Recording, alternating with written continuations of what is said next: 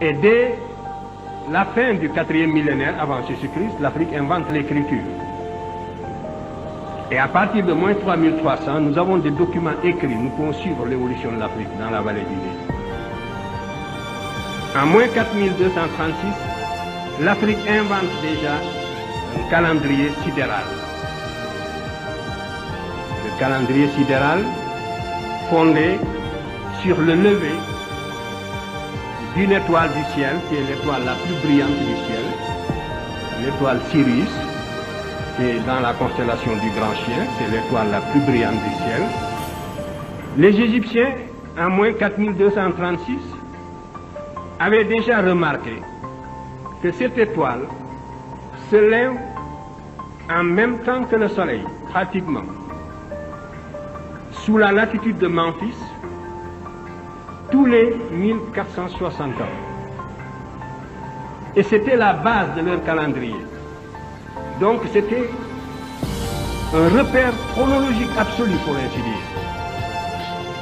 Imaginez le Soleil, un phénomène aussi fugace, le Soleil qui se lève en même temps qu'une étoile. Le phénomène ne dure que quelques secondes, à peine moins d'une minute. Et il ne se reproduira plus avant 1460.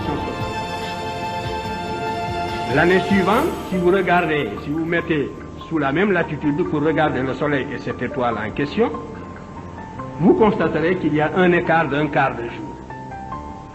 Et la deuxième année, vous constaterez qu'il y a un écart d'une demi-journée.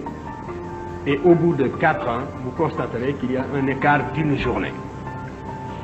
Par conséquent, dès moins 4236, les Égyptiens connaissaient l'année bissextile et pouvaient très bien, tous les 4 ans, ajouter au calendrier de 365 jours un quart, donc tous les 4 ans, ajouter un jour pour créer une année bissextile.